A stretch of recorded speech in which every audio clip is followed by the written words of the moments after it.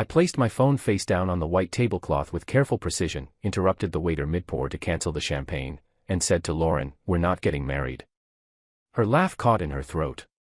Around us, her three closest friends, Michelle, Sandra, and Diane, froze with their martinis suspended in midair. The men she'd been touching all evening, some software entrepreneur named Trevor whom she'd called her old study partner, stopped smirking. "Ryan, what are you?" Lauren started, her voice climbing into that childish tone she used when caught off guard. "I'm finished," I said, getting to my feet. I retrieved the engagement ring from my pocket. I'd removed it in the restroom 5 minutes earlier, and set it down between the appetizer plates. Keep it or sell it. Either way works for me. Lauren's complexion shifted from pale to crimson. "You're overreacting. We were just talking." "Talking?" I repeated, my tone emotionless. "Right. The kind of talking where you've spent an hour informing everyone here how I can't distinguish a Pinot from a Merlot, how I dress like someone's embarrassing uncle, how I still carry an Android like it's the Stone Age." All while stroking Trevor's forearm and giggling at his comments about men who lack drive. Michelle, the ringleader of Lauren's social circle, made an exasperated sound. "For God's sake, Ryan, it's called having a conversation. Stop being so fragile."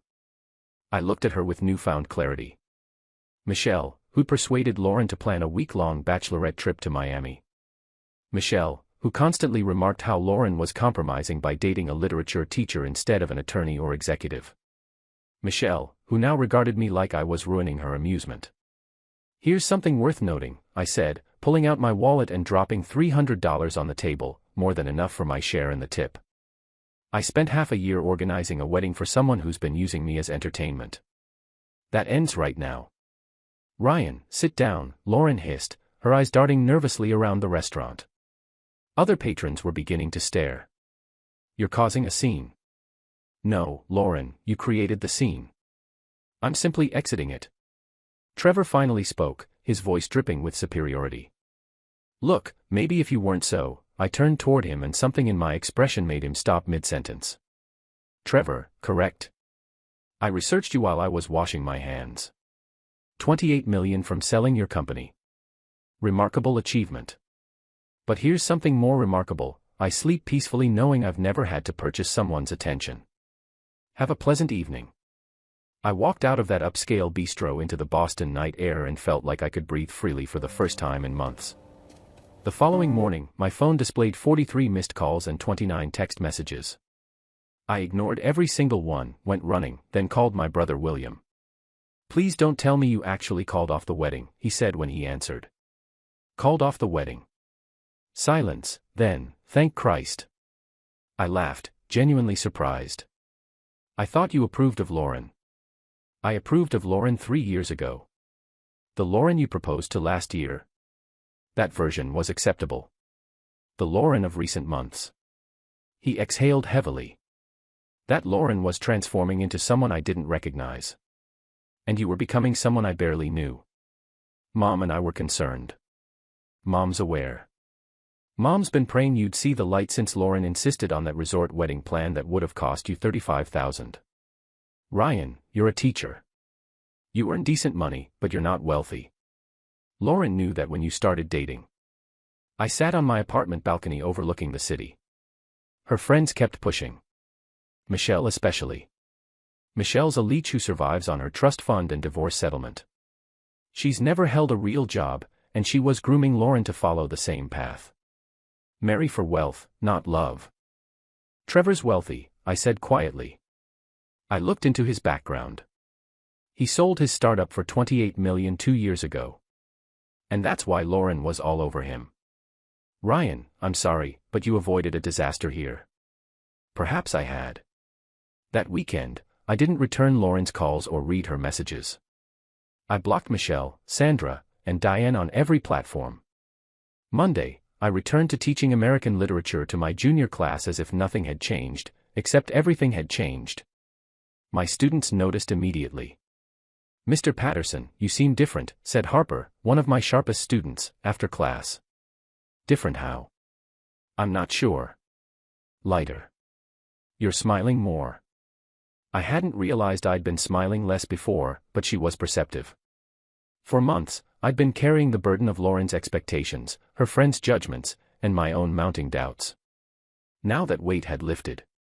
Just in a good mood, I told Harper. Does this relate to you not wearing your ring anymore? Observant kid. Perhaps. Good, she said, swinging her backpack onto her shoulder. You deserve someone who makes you happy, Mr. Patterson. My aunt says you can judge a relationship by how people talk about their partners when they're not around. Miss Lauren always seemed harsh when she mentioned you at parent conferences. Out of the mouths of 16-year-olds. That afternoon, Lauren appeared at the school. Security contacted me, and I met her in the parking lot rather than allowing her inside. She looked terrible, eyes red and swollen, hair unsteeled, wearing sweatpants and a hoodie, something the old Lauren would have considered unacceptable in public. Ryan, please, she said immediately. Can we talk? There's nothing to discuss. Yes, there is. I made a mistake. I was trying too hard to impress people who don't matter. She paused. Including Trevor. Trevor. She flinched. Nothing happened with Trevor. I swear. We were just having a conversation. You were flirting. There's a difference.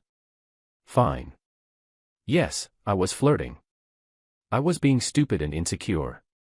Michelle kept saying, she stopped herself. Michelle kept saying what? Lauren's jaw tightened. She kept saying Trevor was successful and available, and that I should keep my options open until we actually signed the marriage license. She said many teachers end up divorced because they can't handle financial pressure. The audacity. And you believed her. I shouldn't have. Ryan, I love you. I want to marry you. I want our life together. Do you? I asked, crossing my arms. Because 3 months ago, you wanted a wedding at a resort in Cancun. Before that, you wanted a wedding at a vineyard in Napa. Before that, it was a destination wedding in Greece. Every time, the budget increased. Every time I said I couldn't afford it, you said we'd figure it out. What you meant was I'd figure it out, I'd take the loans, I'd stress about money while you and your friends planned your Instagram perfect wedding. That's not fair. It's completely fair. Lauren, I was drowning. Instead of being my partner, you treated me like a project needing improvement. Better clothes, better car, better career. When did you last ask about my day? When did you show genuine interest in my life? She opened her mouth, closed it, opened it again. I ask about your day. You ask as a courtesy before launching into whatever Michelle said or what drama happened at your office. Lauren, I felt alone for months. The dinner was just the final confirmation. Tears spilled down her cheeks. So that's it. 3 years together and you're done. Yes. Because of 6 months of warning signs I was too in love to see clearly. But I see now. I turned to walk back to the building. She called after me, you'll regret this. Trevor already invited me to dinner tomorrow. I stopped, turned back. Good. I hope you're both very happy together. And Lauren, when you marry him for his money and discover that wealth doesn't equal happiness, remember this conversation. Her face crumpled, but I didn't stay to watch. I returned to my classroom, finished grading papers, and went home to the apartment I'd leased alone 2 months ago when Lauren started pressuring me to buy a house I couldn't afford. The next 3 weeks were challenging. Not because I missed Lauren, though muscle memory occasionally kicked in and I'd reach for my phone to text her something amusing, but because everyone had opinions. Mutual friends chose sides. Most sided with Lauren because her version claimed I'd abandoned her over nothing and humiliated her publicly. Never mind that she'd been humiliating me for months. My mother, however, stood firmly in my corner. That girl never deserved you, Mom said over dinner at her house. I tried to like her, Ryan. I really did. But she looked at you the way someone looks at a renovation project, always with a mental list of improvements. I didn't say anything because you seemed happy, or I thought you were. This past year, baby, you've seemed exhausted, stressed, not yourself. William, sitting across from me with his wife, Julia, nodded. Julia and I discussed it last month. We didn't know how to bring it up without seeming judgmental. Julia reached over and squeezed my hand. For what it's worth, I'm proud of you. Walking away takes courage. Staying in the wrong relationship because it's comfortable, that's cowardice. I don't feel courageous, I admitted. I feel like I wasted 3 years. No, Mom said firmly. You learn 3 years' worth of lessons about what you don't want in a partner. That's not wasted time. That's education. Maybe she was right. By week 4, something shifted. The fog lifted. I started accepting invitations I'd been too busy to consider while planning a wedding. I joined a weekend basketball league with teacher friends. I started writing again, something I'd loved in college but abandoned because Lauren found my creative writing impractical. One of my teacher friends, Robert, pulled me aside after our second basketball game. Man, it's good to see you back. We all thought you'd vanished. What do you mean? You stopped coming to social gatherings, stopped responding to group messages. Lauren would always say you were busy with wedding planning or visiting her family. I frowned. I visited her family maybe 3 times, and most of those gatherings, Lauren never even told me about them. Robert's expression darkened. Yeah, we figured. Gregory tried inviting you directly several times, and Lauren would respond from your phone saying you couldn't make it. My stomach dropped. She answered from my phone. You didn't know. I shook my head, feeling something cold settle in my chest. I'd given Lauren my phone password 2 years ago when trust felt natural between us. I'd never considered changing it. Never thought she'd use it to isolate me from my friends. That night, I changed every password I had, and felt another layer of anger peel away, leaving clarity in its wake. I submitted a short story to a literary magazine on impulse. They accepted it within a week. The editor, a woman named Margaret, called me personally. Mr. Patterson, your story about the man rebuilding his identity after a destructive relationship, it's raw and honest in a way we rarely see. Do you have more work? I used to write extensively. I stopped for a while. Well, start again. We'd love to see more from you. I hung up feeling something I hadn't felt in years, validated. Not by a romantic partner, not by external success, but by someone recognizing my actual talent and passion. I started writing every morning before school, an hour of uninterrupted creative work before the day began.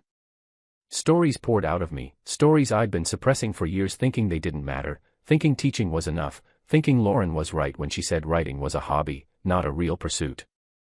Within 2 months, I'd completed a novella about a teacher who loses himself in a relationship with someone who never truly sees him, and his journey to rediscovering his identity after they separate. It was fiction, but deeply personal. I sent it to Margaret. She responded within 24 hours. This is beautiful. We want it for our winter edition. Ryan, have you considered expanding this into a full novel? I haven't, but I could. Think about it. I know several agents who'd be interested in your work. I stared at that email for 10 minutes, unable to believe what I was reading. Literary agents. My work. The dreams I'd abandoned because Lauren convinced me they were unrealistic were suddenly within reach. I started going to the gym consistently, not to transform myself or prove anything to Lauren, but because it felt good. I had energy again. The stress weight I'd been carrying literally started melting away. Then 8 weeks after I walked out of that restaurant, I ran into Lauren at a coffee shop near my apartment. She was with Trevor. Ryan, she said, her eyes widening. Lauren. Trevor. I nodded at both, kept my expression neutral, and ordered my coffee. How have you been? Lauren asked, her voice strained. Good. Really good, actually. She looked different, thinner, but not healthily so. There were shadows under her eyes that makeup couldn't quite hide, and her smile didn't reach them when she looked at Trevor. He, meanwhile, was on his phone, barely acknowledging the interaction. That's great, Lauren said, her eyes scanning me, lingering on the weight I'd lost, the confidence I carried differently. How about you? I asked, mostly out of politeness.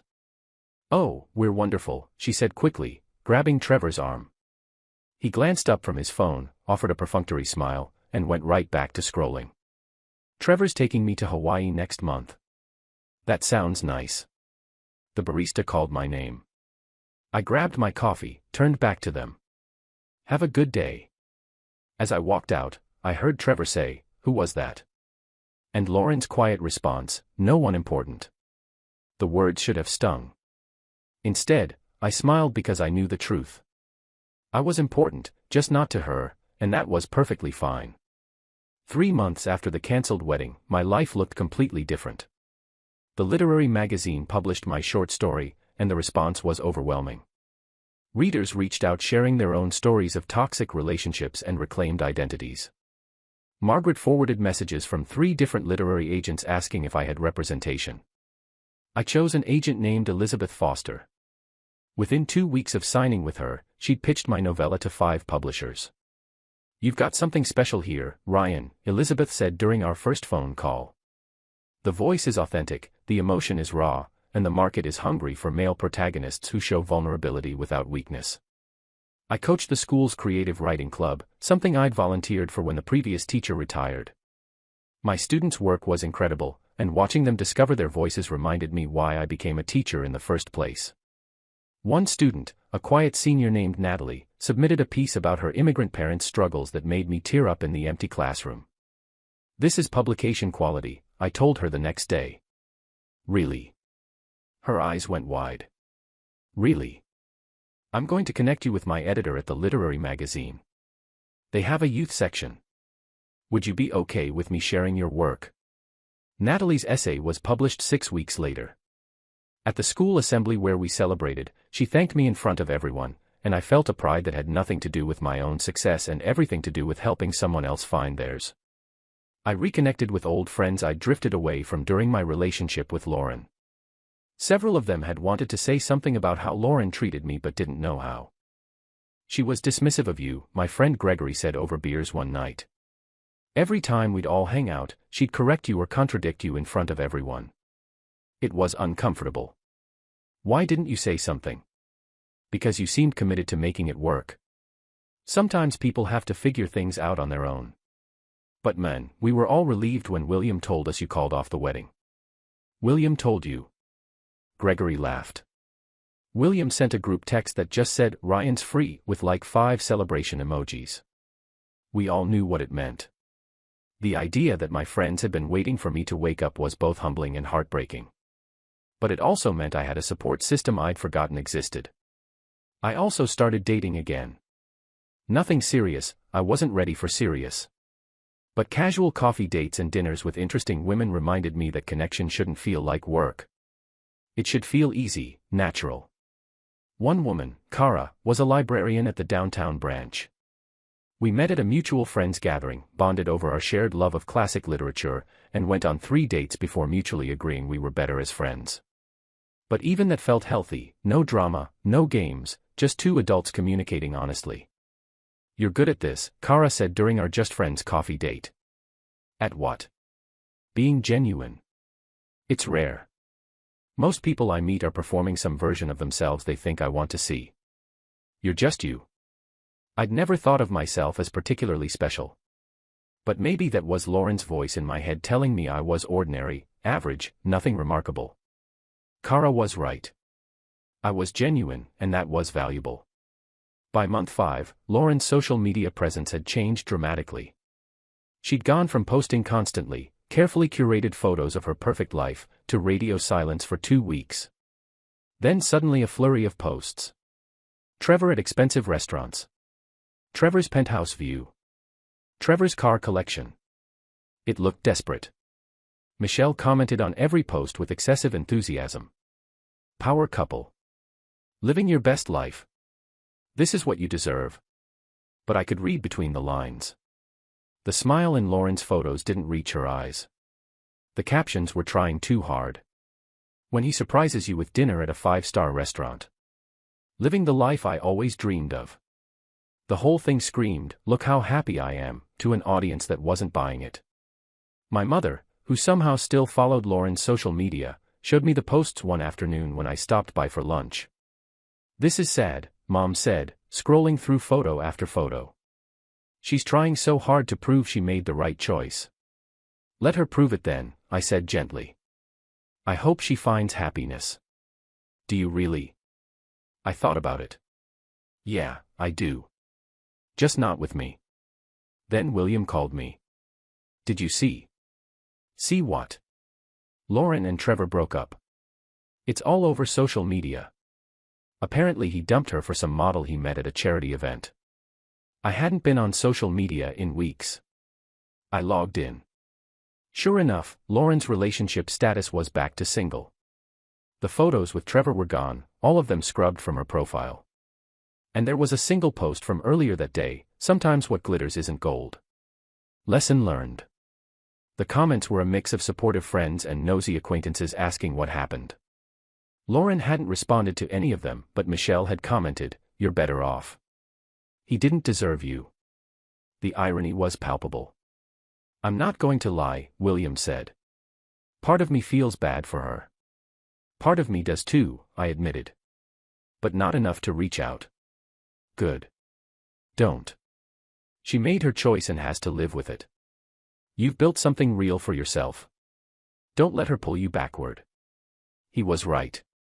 Lauren had chosen the possibility of wealth and status over our genuine connection. Now she was facing the consequences of that choice.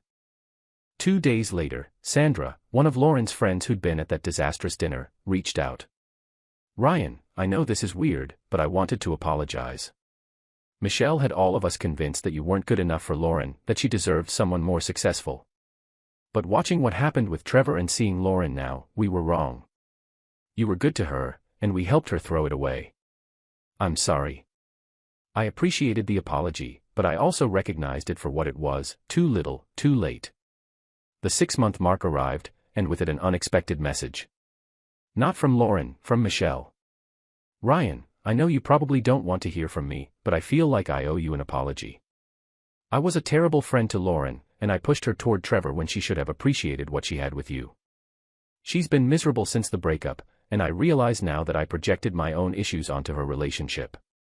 You were good to her and she threw it away because I convinced her she deserved better. But better isn't about money. I'm sorry. Lauren's in therapy now trying to work through everything, and she talks about you a lot, about how she wishes she could go back and do things differently. I don't expect you to respond. I just needed to say this." I stared at the message for a long time. Part of me wanted to respond with anger, to tell Michelle exactly how much damage she'd caused, how her toxic influence had nearly destroyed me. But what would that accomplish? I wrote back, "I appreciate the apology. I hope Lauren finds what she's looking for, and I hope you both learn from this. But I've moved on and I'm happy. I think it's best if we all just keep living our separate lives." Then I closed the app and went for a run. That night, I finished the final draft of my novella. Elizabeth had given me notes, I'd revised, and now it was ready. She sent it to the publishers who'd expressed interest. Within a week, I had 2 offers. I called my mom and she cried happy tears. I told William and he insisted on taking Julia and me out to celebrate. "I'm proud of you," William said, raising his glass. "Not just for the novella, for everything. You took a terrible situation and turned it into growth. I didn't have much choice. You had every choice. You could have stayed bitter. You could have stalked Lauren's social media and gloated about her failed relationship. You could have made yourself miserable. Instead, you chose to build a better life." He was right. I had chosen. Every day I chose to focus on what I could control, my work, my health, my friendships, my writing. And those choices compounded into something I never expected, happiness. Real happiness. Not the performance of happiness that Lauren and I had maintained for months. Not the filtered version, the genuine, messy, beautiful kind. I was at an independent bookstore for a reading event. The literary magazine was hosting a showcase for their contributors.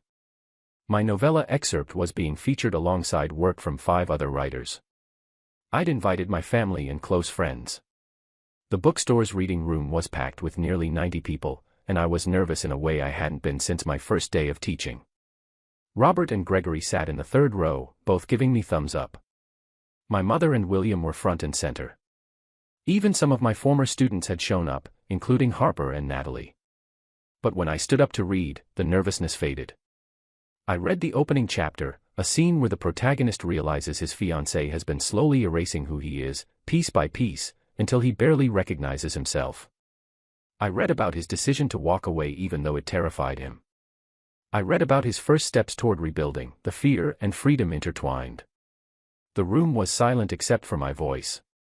I could see people nodding, see a few wiping at their eyes. The connection between reader and audience, it was electric, intimate, real. When I finished, the applause was thunderous. People stood. I saw my mother crying, William grinning, my friends cheering. During the question and answer session afterward, someone asked, "Is this autobiographical?" Partially, I admitted. Fiction is always a blend of truth and imagination. But yes, elements of this story come from personal experience. What would you say to someone in a similar situation, someone who's losing themselves in a relationship? I thought carefully before answering. I'd say that loving someone shouldn't require you to become less of yourself. Real love creates space for you to grow, not shrink. If you're constantly editing yourself to fit someone else's expectations, that's not love. That's performance. And you deserve better. Walking away from the wrong person isn't failure. It's courage. And on the other side of that courage is a life that actually belongs to you.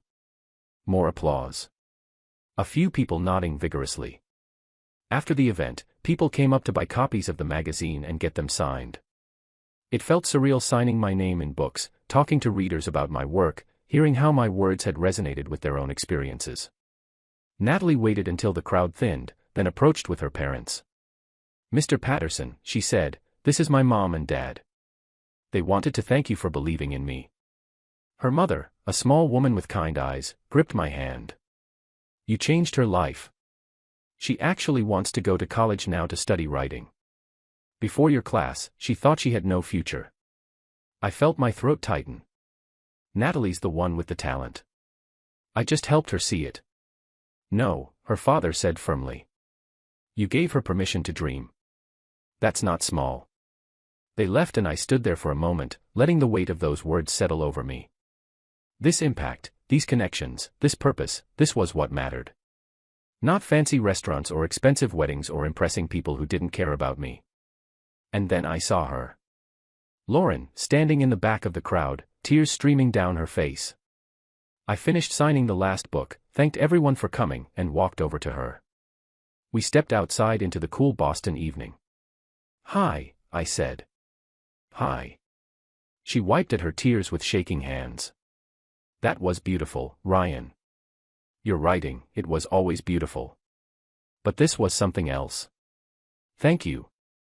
"I'm sorry," she said, her voice breaking. "I'm so sorry for everything. For not seeing you. For listening to Michelle. For treating you like you weren't enough when you were always more than enough. You were everything, and I was too stupid and shallow to see it." I nodded slowly. "I appreciate that." "Trevor was awful," she continued, words tumbling out like she'd been holding them in for months. "He was controlling and dismissive, and he made me feel like an accessory. Every date was about him showing me off to his friends. Every conversation was about his success, his deals, his life. I wasn't a partner. I was a decoration. And I realized too late that you were the one who actually saw me, who loved me for who I was, not what I could do for your image. Lauren, I know I don't deserve another chance. I know I ruined everything. But I had to come tonight because I've been following your success, and I'm so proud of you, and I needed you to know that I know I made the biggest mistake of my life. I chose money over love, status over substance, and I lost the best thing that ever happened to me. The old Ryan, the Ryan from 9 months ago, would have softened, would have considered taking her back, would have seen her pain and wanted to fix it. But I wasn't that Ryan anymore. Lauren, I forgive you, I said quietly. I genuinely do. But forgiving you doesn't mean taking you back. What we had is over. And honestly, I'm happy now, genuinely, deeply happy in a way I wasn't for the last year of our relationship. I found myself again. I found my voice, my purpose, my people. And I'm not willing to lose that. Because of someone else, she asked, her voice small. Because of myself. I rebuilt my life from the ground up, and every piece of it is authentic. I'm not performing happiness. I'm living it. She nodded, tears still falling. You deserve everything good, Ryan. Everything. So do you, I said. But you have to figure out what good actually means. Not what Michelle thinks is good, or what society says is good, or what looks impressive on social media. What actually makes you happy? You made me happy. I just didn't realize it until it was too late. Then learn from that. Be better for the next person. Work on yourself. Figure out who you are without other people's voices in your head. That's what I did, and it changed everything. She smiled sadly. There's no one like you. There's someone for everyone, Lauren. But you have to be whole first. You have to know yourself, value yourself, before you can truly partner with someone else. We hugged briefly, a goodbye hug, final and finite, and then she walked away. I watched her go, felt the absolute finality of it, and realized I felt peaceful, complete. Not because I'd won or proven anything, but because I'd chosen myself, and that choice had led to genuine happiness. William appeared at my elbow. You okay? Yeah, I said, meaning it completely. I really am. She looked rough. She's going through it. But that's her journey now. Mine's different. Your journey's pretty good, William said, slinging an arm around my shoulders. Published author, beloved teacher, free man. Not a bad place to be. Not bad at all. 1 year after I canceled the wedding, I was offered a position as head of the English department at my school. The pay increase wasn't massive, but it came with respect, recognition, and the opportunity to shape curriculum for the entire department. My novella had been published in the winter edition of the literary magazine and received overwhelmingly positive reviews from critics. The small publisher I'd signed with had already scheduled my novel, the expanded version, for release the following spring. They were planning a multi-city book tour. I'd lost 23 pounds, not from stress but from healthy living and actually enjoying my life. I was sleeping better than I had in years. I reconnected with an old college girlfriend, Isabel, at a mutual friend's wedding.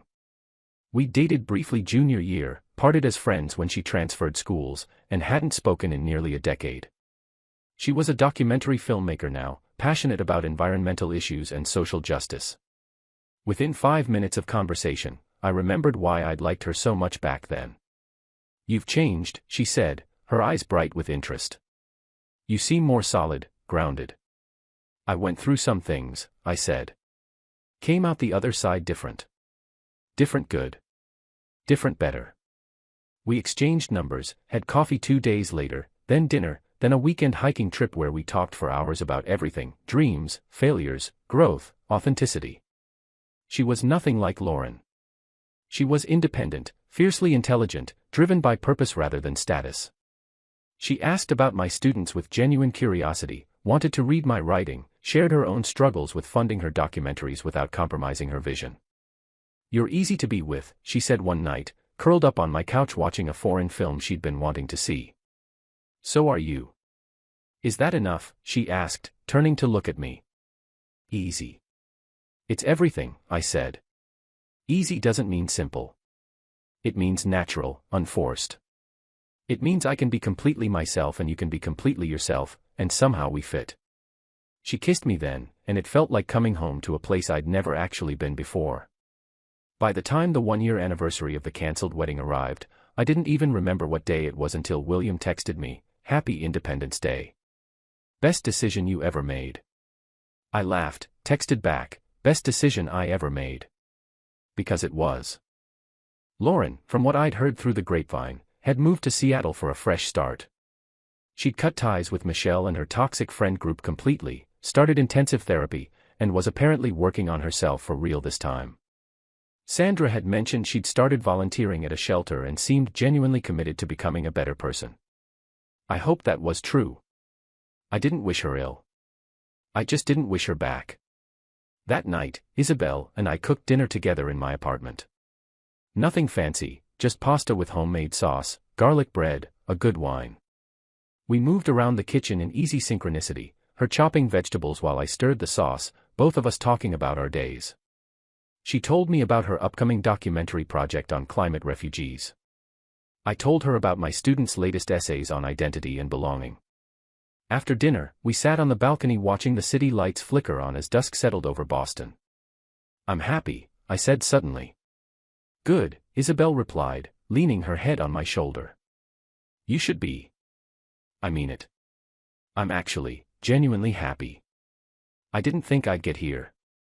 But you did the work to get here. That's the difference. You didn't just wait for happiness to happen. You built it piece by piece. She was right. I'd done the work. I'd chosen myself when it was terrifying to do so. I'd rebuilt my life from the foundation up, decision by decision, day by day. And somewhere along the way, I discovered something Lauren never understood. My value wasn't determined by my income, my status, or my ability to impress her friends. My value came from my integrity, my kindness, my passion for teaching and writing and living authentically. I was enough. I'd always been enough. And walking away from someone who couldn't see that wasn't giving up on love. It was choosing to love myself enough to demand better. My phone buzzed. A text from an unknown number. I saw your novella excerpt online. It's brilliant. I'm happy you found your voice again. I'm happy you found yourself. You deserved better than what I gave you. Lauren. I showed Isabel. Your ex. Yeah. You going to respond? I thought about it for a moment, then set the phone down. No. That chapter's closed. Good, Isabel said, kissing my cheek. I like the current chapter much better. Me too. And it was good. All of it. The pain, the growth, the lessons learned. Every moment had led me here, to this balcony, with this woman, in this life I'd built for myself brick by brick. I smiled into the Boston night, grateful for the man I'd become and excited for the man I was still becoming. The wedding would have been today. Instead, I was free. And freedom, I'd learned, was worth more than any ceremony, any ring, any performance of happiness that wasn't real. I'd canceled the wedding a week after that restaurant, and in doing so, I'd saved my own life. I'd walked away from a future that would have slowly killed everything authentic about me. And I'd walked toward a future that was uncertain but mine. That was the thing about choosing yourself, it was terrifying and liberating in equal measure. But on the other side of that fear was a life worth living. A life built on truth instead of performance. A life where love meant expansion, not contraction. I looked at Isabel, at the way the city lights reflected in her eyes, at the easy smile on her face. This wasn't a fairy tale ending. This was something better, a real beginning. One built on mutual respect, genuine connection, and two people who'd both done the work to become whole on their own. What are you thinking? She asked. That I'm exactly where I'm supposed to be. Corny, she said, laughing. True though. True though, she agreed. And we sat there in comfortable silence, watching the city breathe beneath us, both of us content in the knowledge that the best chapters were still ahead.